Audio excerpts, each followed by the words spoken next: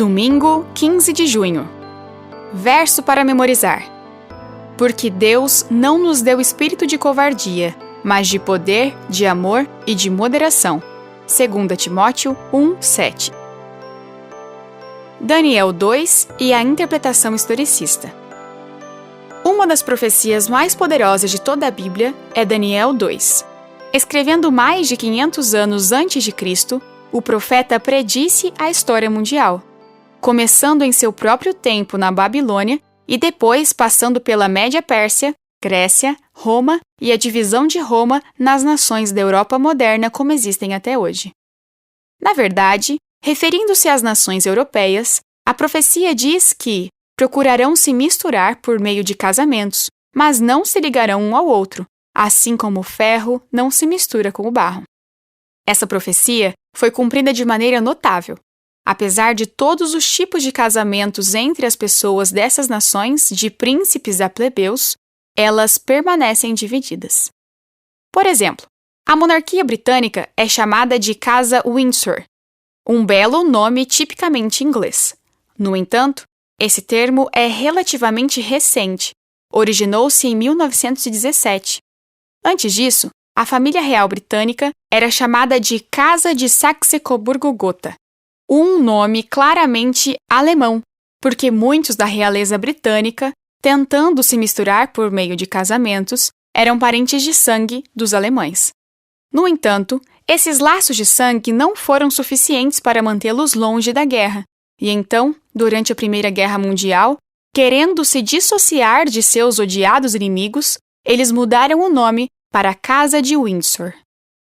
Ouça Daniel 2, 31 a 45. O Senhor, ó rei, estava olhando e viu uma grande estátua. Esta, que era imensa e de extraordinário esplendor, estava em pé, bem na sua frente, e a aparência dela era terrível. A cabeça era de ouro puro, o peito e os braços eram de prata, o ventre e os quadris eram de bronze, e os pés eram em parte de ferro e em parte de barro. Enquanto o Senhor estava olhando, uma pedra foi cortada sem auxílio de mãos humanas. Atingiu a estátua nos pés de ferro e de barro e os despedaçou. O ferro, o barro, o bronze, a prata e o ouro foram despedaçados no mesmo instante, e se fizeram como a palha das eiras no verão. O vento os levou, e deles não se viu mais nenhum vestígio. Mas a pedra que atingiu a estátua se tornou uma grande montanha, que encheu toda a terra. Este é o sonho, e também a sua interpretação diremos ao rei.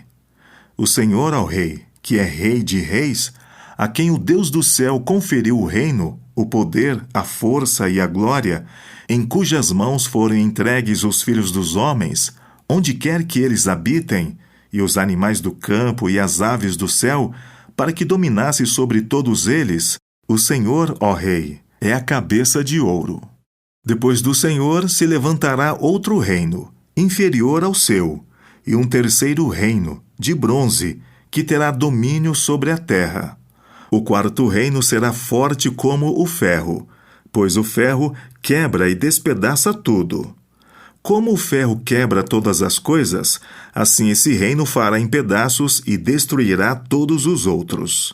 Quanto aos pés e aos dedos dos pés que o Senhor viu, que eram em parte de barro de oleiro e em parte de ferro, isto significa que esse será um reino dividido. Contudo, haverá nele alguma coisa da firmeza do ferro, porque o Senhor viu o ferro misturado com barro. Como os dedos dos pés eram em parte de ferro e em parte de barro, assim, por um lado, o reino será forte, e por outro será frágil. Quanto ao ferro misturado com barro que o Senhor viu, isto significa que procurarão se misturar por meio de casamentos, mas não se ligarão um ao outro. Assim como o ferro não se mistura com barro. Mas nos dias desses reis, o Deus do céu levantará um reino que jamais será destruído e que não passará a outro povo. Esse reino despedaçará e consumirá todos esses outros reinos, mas ele mesmo subsistirá para sempre.